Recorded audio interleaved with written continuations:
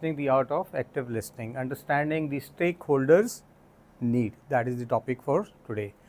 Listening क्यों रखा हुआ है हमने, कम्युनिकेशन क्यों इम्पोर्टेंट है, कोई इस पर रोशनी डाल सकता है? कम्युनिकेशन किसे कहते हैं? प्रोसेस तो सबको पता होगा जी। कम्युनिकेशन किसे कहते हैं, कोई आइडिया? हम लोग बार बार यूज़ करते हैं, या मैं कम्युनिकेट कर रहा हूँ, अपना मैसेज जो है वो दूसरे तक अपने वेरी गुड, हमने दूसरे तक फॉरवर्ड करना है। यानी कि कम्युनिकेशन हम हर वक्त कम्युनिकेट करते रहते हैं कुछ में। कम्युनिकेशन एक प्रोसेस का नाम है जिसके अंदर एक मैसेज है, एक मैसेंजर है, ठीक है, एक सेंडर है, एक रिसीवर है और एक प्रोग्राम का प्रोसेस है, ठीक है। कम्युनिकेशन का अगर हम ब्रेक डाउन करें तो कम्युनिकेशन के अंदर हम बोलना ये भी है कम्युनिकेशन, वर्बल कम्युनिकेशन इसको कहते हैं, नॉन वर्बल कम्युनिकेशन जो हम बगैर बात की चीज़ किए करते हैं। और लेकिन आज का टॉपिक है लिसनिंग, सुनने से ताल्लुक़ है और बहुत इंपॉर्टेंट है मेरे नज़दीक। क्यों इंपॉर्टेंट है वो आगे जाके हम बात करेंगे। Now art of active listening, what is the objective? To enable accounts professionals to enhance their active listening skills, improving communication, building trust and effective addressing the needs of the internal and external stakeholders। Simple है कि यार वैसे तो communication listening skills क्योंकि हम हर वक्त involve होते हैं, सो it is important. Introduction, what is active listening? It is fully concentrating, understanding, responding and remembering। इससे पहले हम लिसनिंग, हाँ यार सुन लिया, और अक्सर हम कहते हैं यार तुम मुझे ठीक तरीके से सुन नहीं रहे, ठीक है। लेकिन इस प्रोसेस को अगर हम ब्रेक डाउन करें तो नंबर वन क्या है? कंसंट्रेशन, यानी कि आपकी तवज्जो चाहिए होती है। देन अंडरस्टैंडिंग, तवज्जो से सुनना, फिर इसको क्या करना? अंडरस्टैंड करना, समझना। देन रिस्पॉन्डिंग, फिर जवाब देना। अक्सर हम लोग क्या, अभी हम लोगों ने कंसंट्रेशन नहीं होती, हमारी अंडरस्टैंडिंग नहीं होती और हम फ़ौरन जवाब दे देते, तो अगला बंदा कहते हैं यार मुझे थोड़ा सा तहम्मुल से सुन लो, मैं शायद कुछ और कह रहा था, ठीक है। And then responding and remembering, फिर याद रखना कि यार ये मुझे जो कह के गया है, आपके पास कोई वेंडर आया, कुछ आया अपने फाइनेंस के हवाले से, वट एवर, या आपके कोलीग्स हैं, आपके सीनियर ने कोई बात की, आपके जूनियर ने आपसे बात की है, ठीक है। So we have to concentrate, we have to understand, we have to respond, remember the vendor or ABC colleagues rather than just hearing words। जो मैं आपसे बार बार एंगेज करता हूँ, आपसे पूछता हूँ कि यार ये क्या है क्या नहीं, एंगेज करने के लिए और आपका फोकस गेन करने के लिए, क्योंकि चाय भी साथ चल रही है, चाय के साथ हो सकता है कंसंट्रेशन आगे पीछे हो जाए और हो सकता है बढ़ भी जाए, दोनों चीज़ें हो सकती हैं, ठीक है। So be relax, up to you. Why active listening is important, हम क्यों एक्टिव लिसनिंग पे बात कर रहे हैं? सॉफ्ट स्किल्स में आता है, because to improve communication, enhance trust and effective problem solving, यानी कि हम कम्युनिकेशन प्रोसेस अपना बेहतर करें।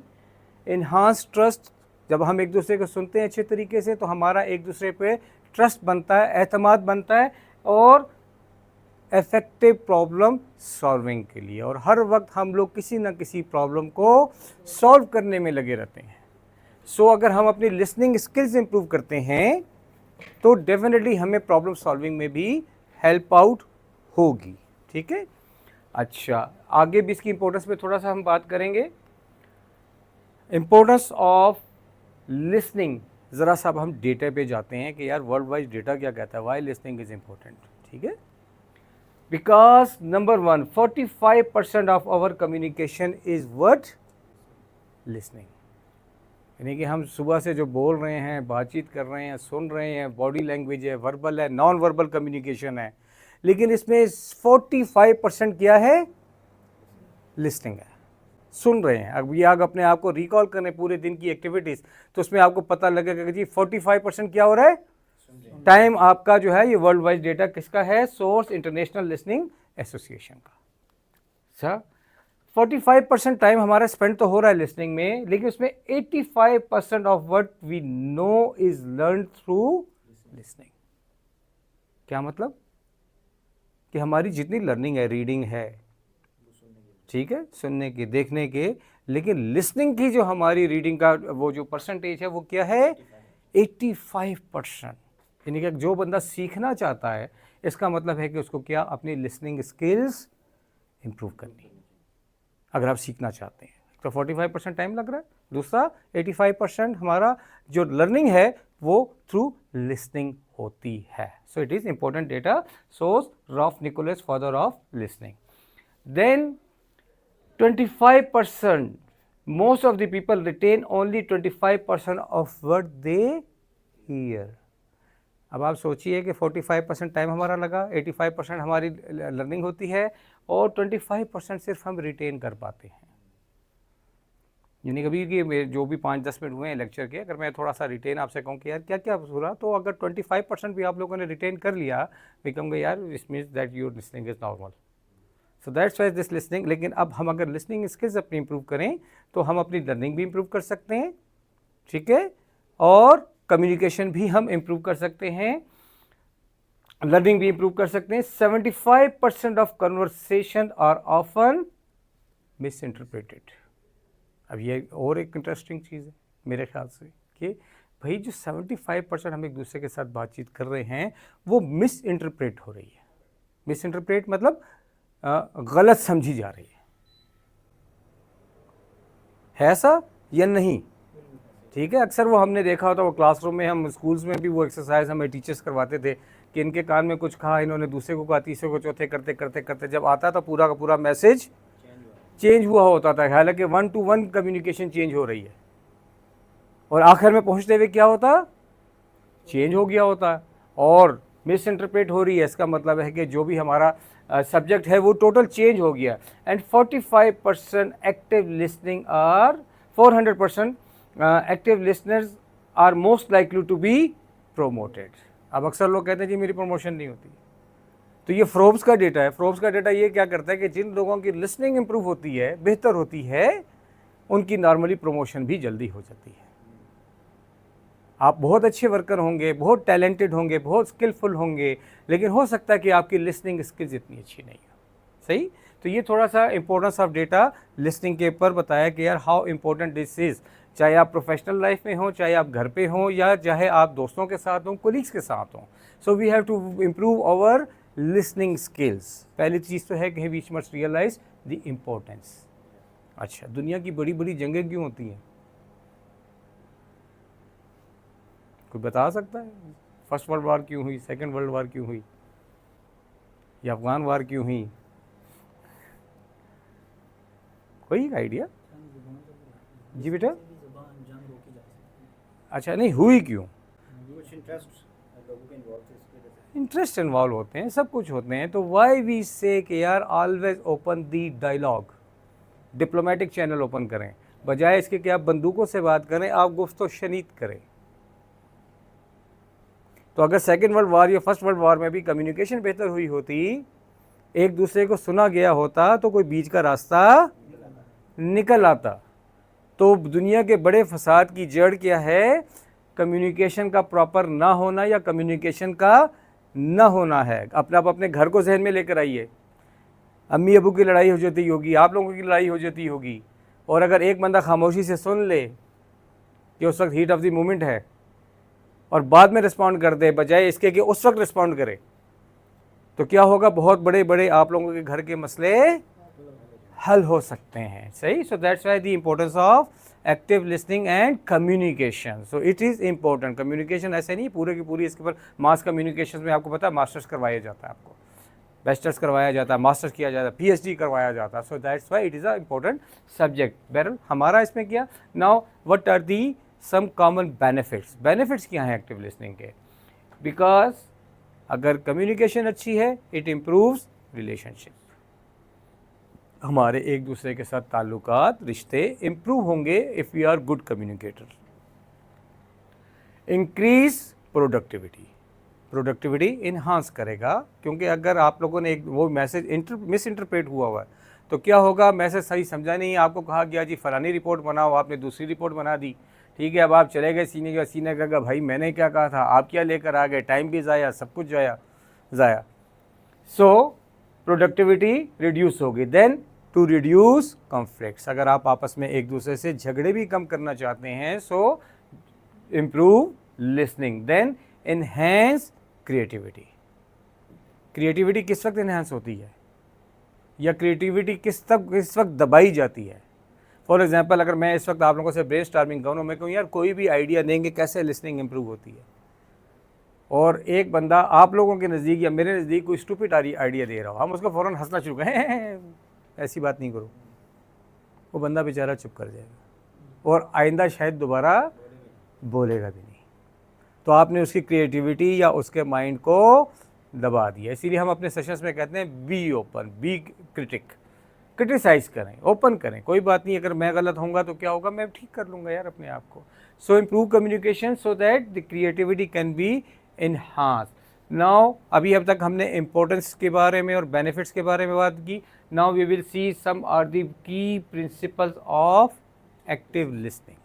क्या हो सकते हैं भी कुछ principles? Number 1, be fully present.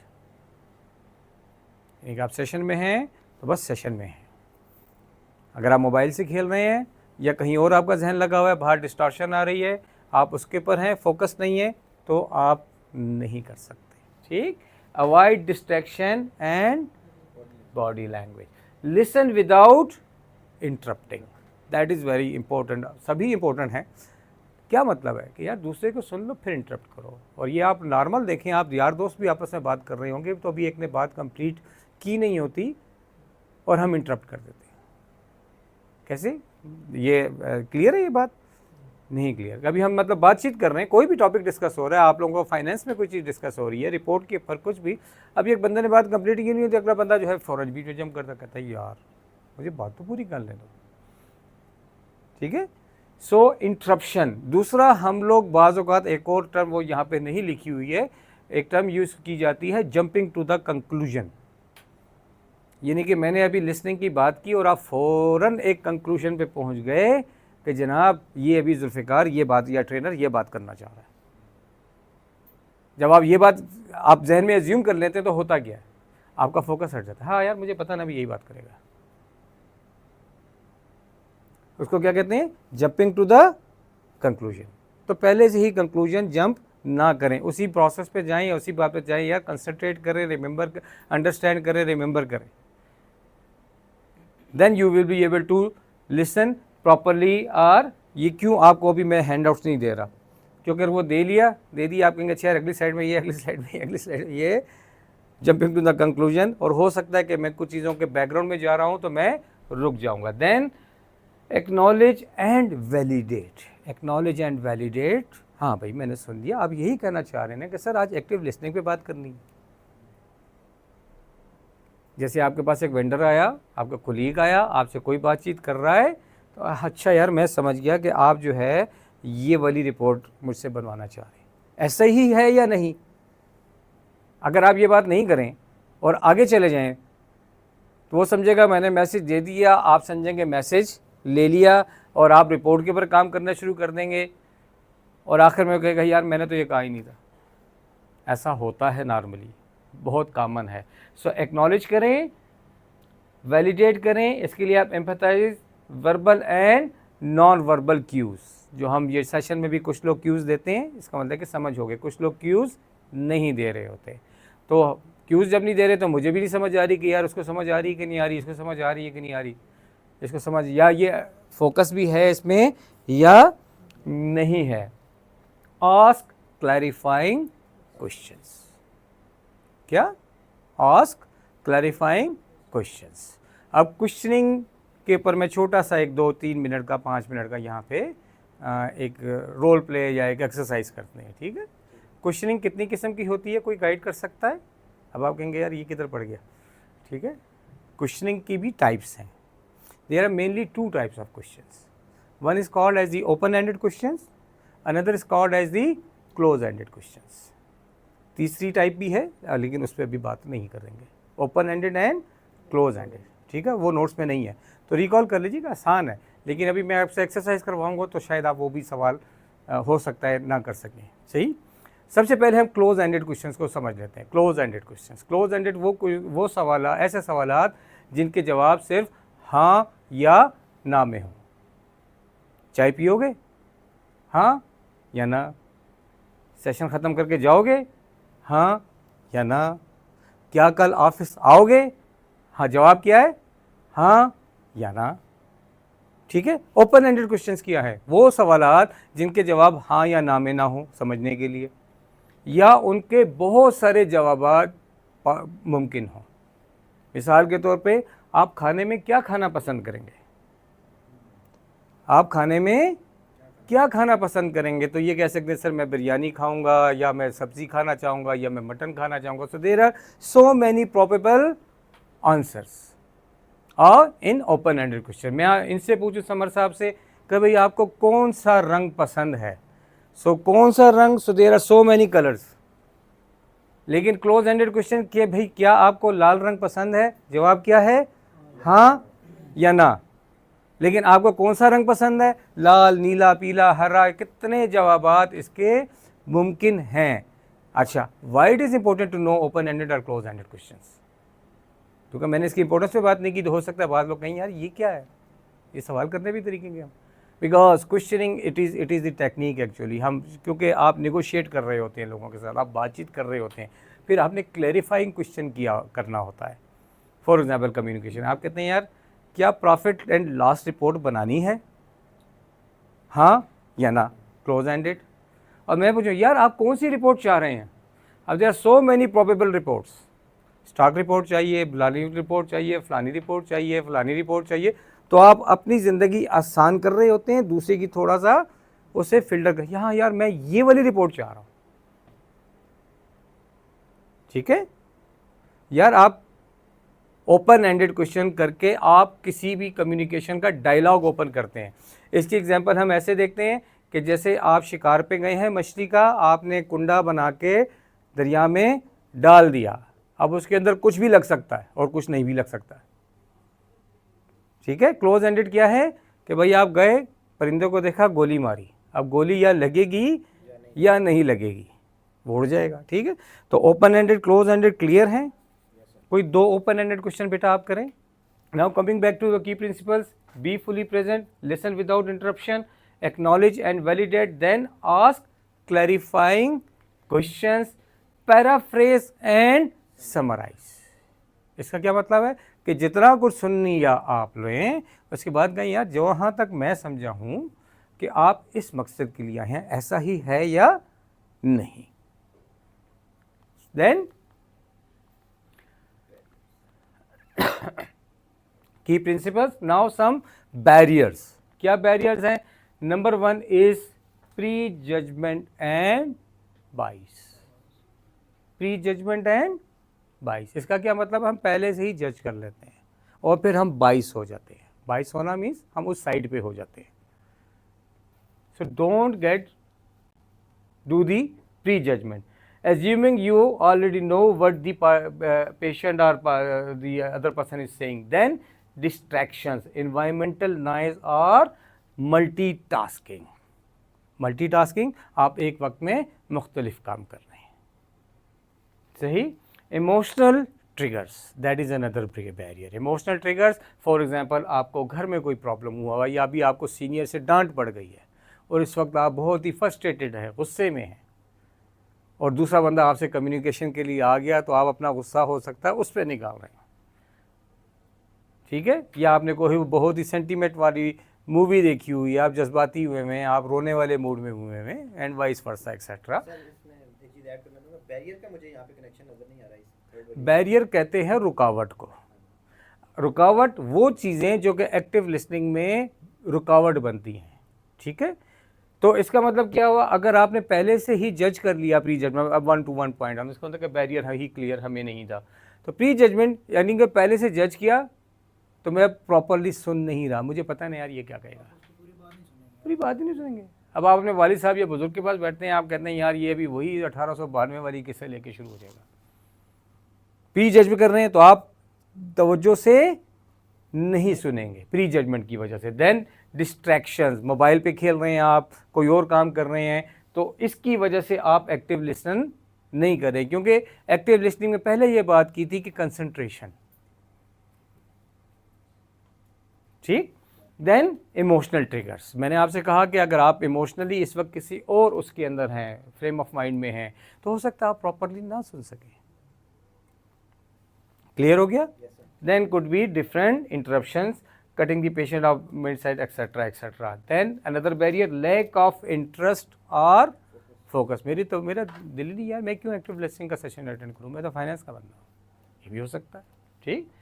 Listening और रिस्पॉन्ड टू अंडरस्टैंड, जैसे आपको क्रिकेट पसंद नहीं है, आपके सारे लोग देख रहे हैं लेकिन आपको क्रिकेट पसंद नहीं है, आपको नहीं यार छोड़ो क्या है, because you are not interested.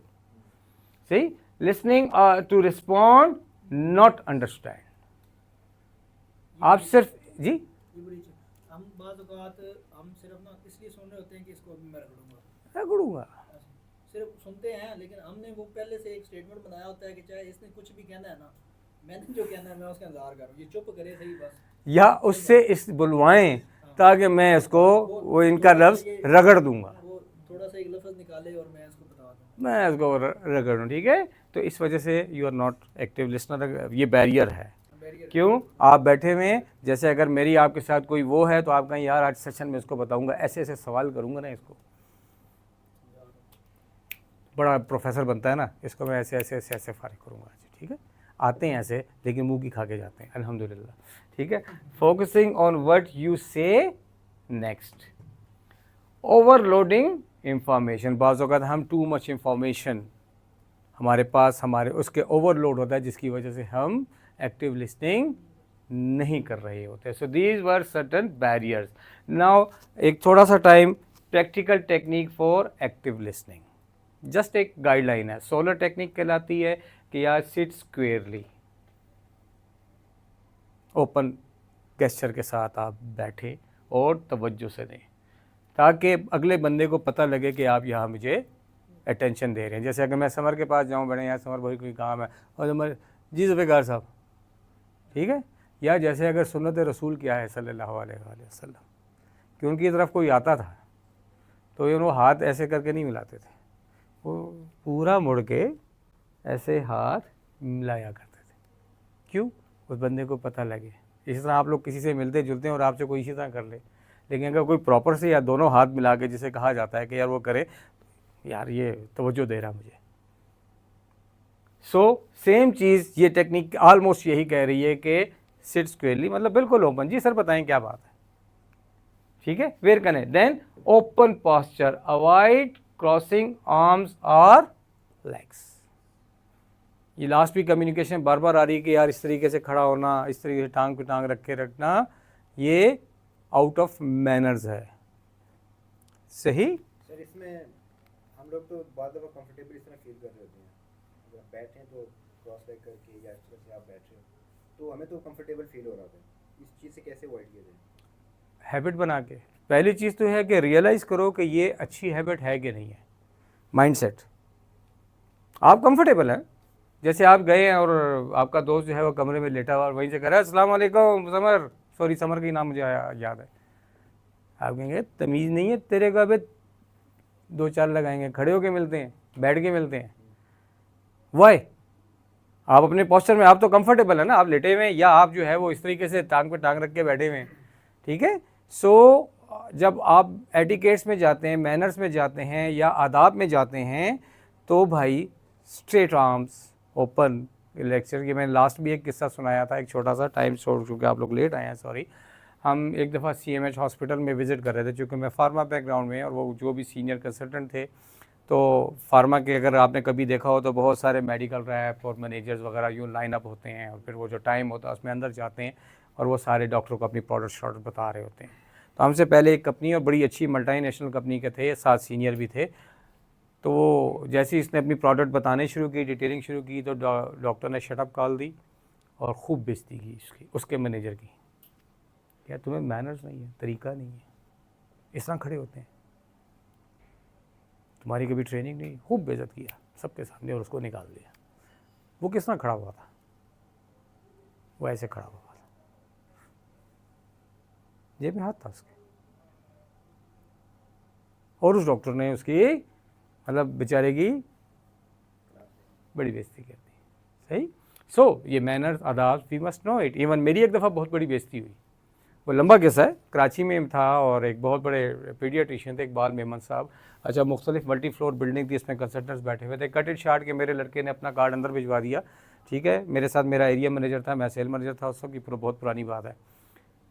अब लाइट भी नहीं थी, गर्मी थी सख्त, जनरेटर चल रहे थे। तो वो प्रोफेसर इकबाल मेमन साहब के चैम्बर में पहले मेरा मेडिकल रैप गया, तो उसने यूँ कार्ड देखा, कहते अच्छा अच्छा अच्छा ठीक ठीक है। इसके बाद मेरा एरिया मैनेजर गया, इंटर हुआ ना, वो एक 1 by 1 हम लोग इंटर हो रहे थे, तो उसने कार्ड नहीं दिया था। आप सर मैं भी इसी के साथ हूँ, चुप कर गया। पीछे में आया सेल मैनेजर, उसका बड़ा अफसर, तो कहते हैं आप कार्ड तो नहीं है। मैं कहा सर मैं भी इनके साथ हूँ। बस पूरे 10 मिनट तक उसने हमारी दिल खोल के बेइज्जती की कि ये कौन से मैनर्स हैं, तुम्हें कंपनी ने आदाब नहीं सिखाया कि पहले विजिटिंग कार्ड भिजवाओगे। खोल के उसने हमारी, हालांकि वो हमारी कंपनी का बड़ा लॉयल बंदा था, लेकिन any how cut it short. So any how बात कहीं और जा रही है। जो आप ये बात हुई कि यार मैं तो कंफर्टेबल हूँ, आदाब क्या कहते हैं, महफिल के आदाब क्या कहते हैं, अगर हम वो फॉलो करेंगे तो हम कहेंगे यार we are well civilised, well mannered, well cultured man. और अगर आप लेटे हुए फॉर एग्जांपल, या आप अपने उस इजी पोस्चर में, इस पोस्चर में आने से होगा क्या, आप ज़रा कंसंट्रेट बेहतर कर सकेंगे। लैपटॉप थोड़ी देर छोड़ दें, उसको कंसंट्रेट करें, सीधा हो जाए तो आप कंसंट्रेट। जी समझ साहब। इसमें एक सवाल है, सवाल ये है कि जो हमारा पाकिस्तानी कल्चर है ना ऑफिस में, ये जो पोजीशंस और ये जो लाइक आप कह रहे हैं एथिक्स, जो ये सब्जेक्ट टू होते हैं कि हमारे सामने कौन बैठे, ये हम किसको अटेंड कर रहे हैं सारे ऑफिस में ना। मतलब हम मैनेजर, मैं मैनेजर के पास गया हूँ तो मैनेजर मेरे लिए ये पोजीशन नहीं लेगा, चाहे वो मुझे सुनना चाह रहा है, एक्टिव लिसनिंग ये वो। मैं इसी तरह मैं मतलब जिसके सामने मैं बैठा हूँ ना, ये जो बाहर की कल्चर है ना, वहाँ तो सब इक्वल राइट सारे जो होते हैं, वो एथिक्स भी होते हैं, वो सारा कुछ होता है। अब ये जो एक्टिव लिसनिंग तक तो बात ठीक है, लेकिन अब ये जो लाइक पोस्ट ऐसे होना चाहिए, ऐसे हम एक दूसरे बंदे को ट्रीट करें, यहाँ किसी भी ऑफिस में ऐसे ट्रीट नहीं होता ना। मतलब अगर हमज़ा मेरे पास आया है तो मैंने हमज़ा को देखना है कि हमज़ा मेरे पास आया, और अगर मेरे पास असगर आया है तो मैं असगर को देखूँगा, और फिर उस हिसाब से मेरा पोस्चर है, उस हिसाब से मेरी लिसनिंग है, उस हिसाब से मैं वो active listening is a good thing, ठीक है, वो मतलब चीज़ों को सॉर्ट आउट करने के लिए ज़रूरी है। लेकिन वो जो हमारे यहाँ एक कल्चर आप कह लो ना, हम ऑफिस में ना कल्चर को फॉलो कर रहे होते हैं, हम वो एथिक्स को फॉलो करने लगे ना तो हमारे लिए बहुत ट्रबल, वो प्रैक्टिकल नहीं हो पाते ना। मतलब मैं ऐसे ही करूँ तो मुझे भी साथ वाला कहेगा भाई तू क्या कर रहा है। ये बाहर लॉजिस्टिक का डिपार्टमेंट है, एक ड्राइवर आया हमारे पास, उसके साथ हमारा उसने कैसे बैठना वो बेचारे ने देखना है कि मैंने इनसे कैसे बात करनी। बहुत अच्छी बात, वेरी गुड वेरी गुड। वो मतलब ना एक ऐसा कन्फ्लिक्ट वाला हमारा कल्चर है पाकिस्तानी, इसमें हम पोजीशन, चेहरा, स्टेटस वो बताता है कि खड़े होने वाले ने एथिक्स को देखना है या बैठे हुए ने। सही, बहुत अच्छे, वेरी वेल प्रैक्टिकल बात आपने कही, और बहुत ही इम्पोर्टेंट है। देखें हम अपने आप को उस वक्त तक चेंज नहीं करते या एक्सेप्ट नहीं करते जब तक हमें उसकी इम्पोर्टेंस रियलाइजेशन ना हो। पहली चीज़, मैं कंट्री मैनेजर श्रीलंका था आज से 26 साल पहले। मैंने ड्राइविंग वहाँ पे थोड़ी सी सीखी, वहीं पे गाड़ी में लगी थी, यहाँ तो गाड़ी कंपनी ने दी थी। एक बहुत ही बैकवर्ड मुल्क है, बहुत ही बैकवर्ड। पाकिस्तान बहुत एडवांस कंट्री है, लेकिन लिटरेसी रेट उसका पूरी दुनिया में क्या है, हाईएस्ट, 94-95%, 94-95% लिटरेसी रेट है उनका, छोटा सा कंट्री, ठीक है। मैं गाड़ी चला रहा हूँ, मेरे साथ मेरा मेडिकल रैप बैठा हुआ है, बहुत ही जूनियर बैठा हुआ है, मैं कंट्री मैनेजर हूँ, और मैंने हल्का सा गलत कट मारा, पाकिस्तानी कट, जैसे हम यूँ करके देखा, मैंने कोई गलत काम कर लेता, ठीक है। या मैंने गाड़ी पार्किंग में हम कैसे खड़ी करते हैं, फॉर एग्जांपल ये पार्किंग हम यूँ खड़ी करते थे, वो ऐसे करते हैं,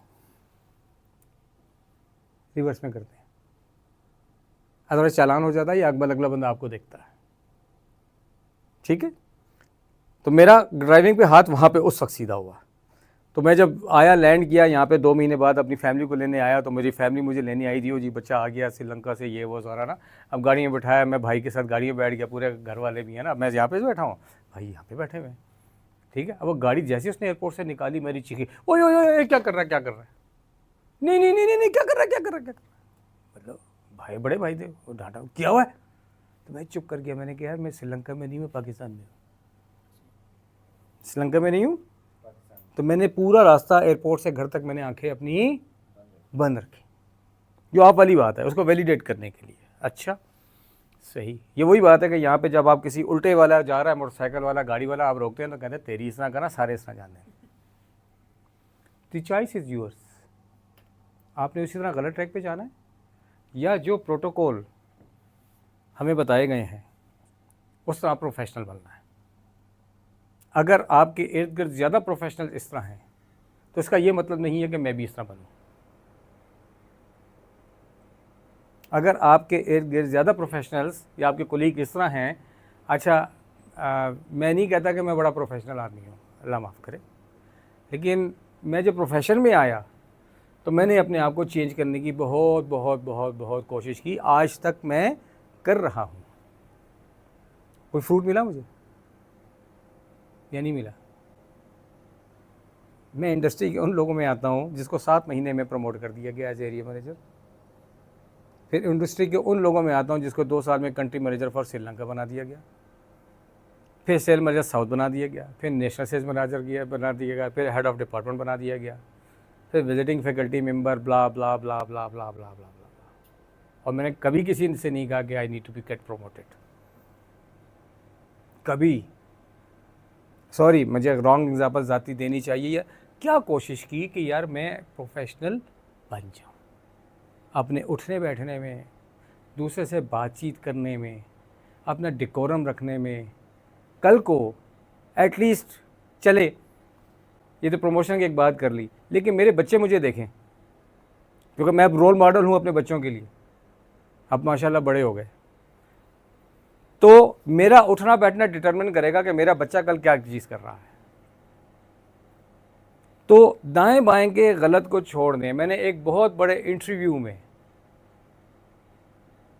डायरेक्टर मार्केटिंग का इंटरव्यू हो रहा था और इंडस्ट्री का एक बहुत सीनियर आदमी था, और एक कंपनी का नाम नहीं लूँगा, उस कंपनी के चेयरमैन इंटरव्यू करे, 2 मिनट में उन्होंने इंटरव्यू करके फारिग कर दिया और रिजेक्ट कर दिया। क्यों? वो टांग पे टांग रख के इंटरव्यू में बैठा हुआ था। सही है? तो अगर आपके इन्वायरमेंट में कुछ लोग या ज़्यादा लोग नहीं फॉलो कर रहे तो चेंज कैसे आएगा भाई? चेंज कैसे आएगा? चलें दूसरा, हम lean slightly forward to convey interest, आगे थोड़ा सा हो जाए, make eye to eye contact, show attentiveness, then relax and be calm, don't rush the conversation. जैसे अभी मैं कुछ स्लाइडें रश करूंगा क्योंकि टाइम मेरा निकला जा रहा है। मैं हमेशा टाइम का पाबंद होता हूँ कि यार टाइम में सेशन शुरू, टाइम पे ख़त्म। देन प्रैक्टिकल टेक्निक्स में reflecting emotion, minimise barrier to listening. जो बैरियर पहले बताए गए, मेरे ख्याल से कोई 8-7 बैरियर से कोशिश करें उसको मिनिमाइज करें। Cultural sensitivity, be mindful of cultural differences in communication please. अब जैसे आप अफ़गानिस्तान जाएं, मैं अफ़गानिस्तान जाता रहा हूँ, ठीक है, मैं एक्सपोर्ट्स देखता रहा हूँ। अफ़गानिस्तान में अलग कल्चर है। क्या कल्चर है? आप जाते हैं तो 10 मिनट तक तो वो आपसे और आपके ख़ानदान की और आपके महल्ले वालों की खैरियत पूछते रहते हैं। हाँ ठीक है, हाँ जी ठीक, भाई ठीक है, हाँ जी ठीक है, फलाना ठीक है, गांव ठीक है जी, सब ठीक है। इवन मेडिकल रैप के साथ मैं फर्स्ट टाइम डॉक्टर को कॉल करने गया जलालाबाद में, ठीक है, वो पहले 10 मिनट तक मेडिकल रैप और डॉक्टर एक दूसरे से ठीक है करते रहे हैं, और मुझे गुस्सा आ रहा है भाई टाइम किसके पास है? Cultural difference. फिर मुझे बाद में रियलाइज हुआ कि यहाँ का कल्चरल एनवायरनमेंट कुछ और है, so we have to act as per the culture. तो आपके आगे कोई आ जाता है बलोची आदमी, ABCXYZ कल्चर, तो रिमेंबर कि यार कल्चर सेंसिटिविटी, ठीक है। Overcoming common listening challenges, time pressure, handling emotional vendors, colleagues, multitasking and distraction. ये बात अब रिपीट पे रिपीट हो रही है। प्रैक्टिकल टेक अवे क्या है? Make eye to eye contact, जो अगर हम अच्छी लिसनिंग के लिए एक बात करना चाहिए। यूज़ वर्बल एक्नॉलेजमेंट, एक्नॉलेज तस्लीम करने को कहते हैं। आस्क ओपन एंडेड क्वेश्चंस, जिसकी एक्सरसाइज करवा दी गई। Summarise to confirm understanding, stay calm and empathetic. Empathetic पे अक्सर सेक्शन में मैं बात कर लेता हूँ। सही। Last line is important, remember effective listening is not just about hearing the words, it's about understanding the meanings behind them. जब आप ये करेंगे यार कह बोल तो कुछ रहा है और मतलब कुछ भी हो सकता है, तो आप शायद ज़्यादा अटेंटिव हो जाएंगे। इसमें अगर कोई आप लोगों का सवाल जवाब